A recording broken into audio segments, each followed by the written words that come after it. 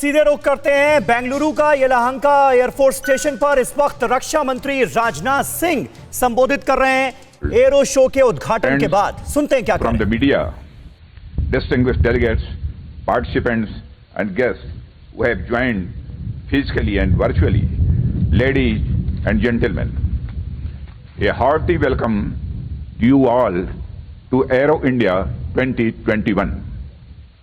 I am delighted to see the defense ministers, senior defense officials and business leaders from around the world in this 13th edition of Aero India, the largest aero show in Asia. Like previous editions, Bengaluru, the capital of Karnataka state, has been selected to host the event again. Friends, I feel proud to mention here that Karnataka is a sacred, progressive and technologically advanced land influenced by the thoughts of great Bhagavan Bashwana and various sages, Sufi saints and modern day engineering gems like Yam Visvesaraya. Brothers and sisters, the existing supply chains developed over the years by the aerospace and engineering firms and investor-friendly government with simplified procedures and fast-track business approvals through single-window clearance mechanism combine to make Karnataka a very attractive destination for the industry. I would like to extend my sincere gratitude to the Chief Minister of Karnataka, Sri V.S. Yedrappaji, who has provided full support in hosting Aero India 2021 here in Karnataka. The Aero India series of shows have become an important milestone in the biannual calendar of the stakeholders across the world. In the universe of aviation, this show is one of the brightest galaxies that is accompanied by a wide variety of options, solutions, partnerships, and most importantly, opportunities. Aero India 2021 continues this journey that promises to take its participants from the runways to the airways that crisscross the deep blue skies around the globe. Friends, but like most journeys, this too will bring its unique challenges, and as the last year has shown, no journey can be completed without passing through testing times, through lessons that last a lifetime, through setbacks and falls, through failure and pain. Friends, many a test flight faced the challenge of the false start, aborted attempts, mid-air stalls, only to recover and eventually find success. Our collective journey through the last year has been no different. The year 2020 has been a challenging year for the entire world and has adversely impacted the lives, livelihood, industrial growth and economy of many countries.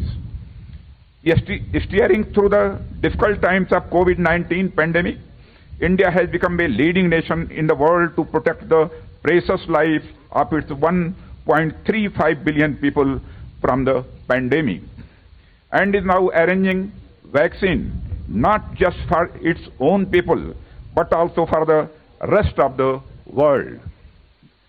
India has endeavored to bring out not one but two indigenous vaccines, Covaxin, Covishield, and stated the largest vaccine drive to inoculate 270 million people.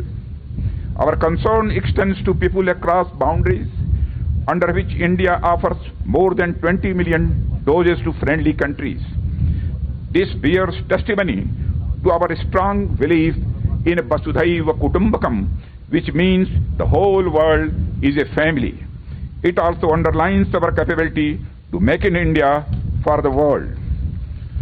Brothers and sisters, despite the constraints caused by the global pandemic, I am pleased to see such a large number of participants in this year's event. It is coming from the world's leading nations in the field of military and aviation.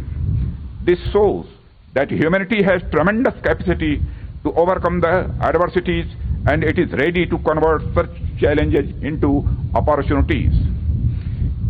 It is this spirit that made us take the plunge and take a lead in organizing such an international mega event which is completely COVID compliant. Friends, the Aero India 21 will display the vast potential for India and the multifarious opportunities that our country offers in the field of defense and aerospace sector. It also promises to be the world's first ever hybrid aero and defense exhibition. In order to maximize the reach and participation, the event is being conducted in a hybrid format with a concurrent virtual exhibition which will integrate the seminars, business-to-business interaction, product display, etc. It will be not incorrect to say that Aero India 21 has truly gone digital and global. I have been informed that about 540 exhibitors, including 80 foreign companies, defense ministers, delegates, service chiefs, and officials from more than 55 nations are participating in this event. It reflects the growing optimism of the global community and the level of confidence felt in the emerging capabilities of India. The gracious presence of defense and foreign affairs ministers, service chiefs, officials, and delegates who have arrived from various countries and far-off places has added a greater significance in value to the event. I am personally grateful to you all. I express my deep sense of gratitude to the defense minister from Maldives, Ukraine, Equatorial Guinea, Iran, Comoros, and Madagascar who have joined this show in person, and many others who are joining virtually. I also recognize the presence of CEOs of global and Indian aerospace and defense majors. Friends, India today offers a unique opportunity in defense and aerospace manufacturing. This opportunity comes as a sangam of rising demand, greater innovation, conducive policy, and a maturing ecosystem in defense and aerospace manufacturing sector. We have taken many steps to strengthen our security apparatus recently. Domestic manufacturing of bigger and complex defense platforms has now become the focus of our policy under the Atmanirbhar Bharat Abhiyan. We plan to spend $130 billion on military modernization in the next 7 to 8 years. My brothers and sisters, the sector has been further opened for foreign sector participation, and we are encouraging foreign OEMs to set up wholly owned subsidiaries or enter into strategic partnership with the Indian companies. This event would provide the participating nations and industries a platform towards forging such collaborations in the aerospace and defense sector. Since 2014, the Government of India has brought in many reforms in defense sector to create a conducive ecosystem for exports, foreign direct investment, and the Government of India has enhanced FDI in defense sector up to 74% through and 100% through the government route. Which should act as a catalyst for foreign players to invest in India. Friends, the newly introduced Buy Global Manufacture in India category of capital procurement in Defense Acquisition Procedure 2020 allows outright purchase of equipment from foreign vendors followed by indigenous manufacture through its subsidiary India or through a joint venture or through an Indian production agency. Another newly introduced provision of Make 3 in the Defence Acquisition Procedure 2020 provides for Indian firms to manufacture defence items either in collaboration or with transfer of technologies from foreign OEMs. The new offset policy announced in October 2020 focuses on attracting investment and technology transfer by according higher multipliers.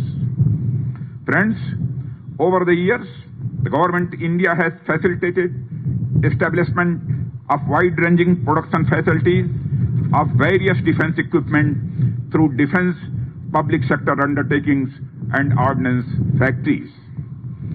A large number of state-of-the-art weapon systems, platforms, equipment have been designed and developed by the Defense Research and Development Organization to meet the requirement of the armed forces through a strong indigenous technology base. I am happy to inform that the reforms aimed at bringing ease in doing business have shown good results.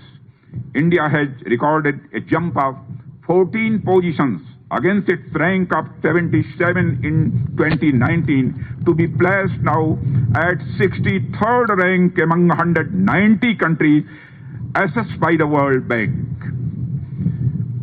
Industrial licensing requirements have been eliminated for a number of items in the defense sector. Number of industrial licenses have almost doubled in the last 6 years, and more than 500 companies have now taken defense license. India is one of the fastest growing civil aviation markets in the world, with rising passenger and cargo traffic demand for aircrafts, and the related supply chain is increasing. Friends, India therefore holds a huge potential for investments in the aerospace sector, particularly in manufacturing of aero engines and sub-assemblies, as well as in the maintenance, repair, and overhaul of aircrafts. I invite the business leaders from across the globe in this field to take advantage of the various initiatives of the Government of India and set up manufacturing units in our country.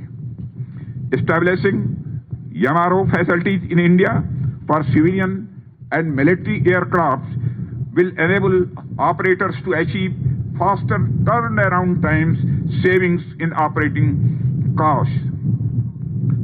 Friends, shortly after this program, I would be opening the India Pavilion that showcases our design and manufacturing supply chain associated in various facets of the rotary wing ecosystem. I would also provide a glance to the future technologies and possibilities that will shape the future of rotary wing platforms in India. I am very happy that HAL, Hindustan Aeronautics Limited, has got the orders of development of 53 new indigenous light combat aircraft. News top 9 रोज सुबह 7 बजे और शाम 7 बजे सिर्फ TV9 Bharatvarsh पर।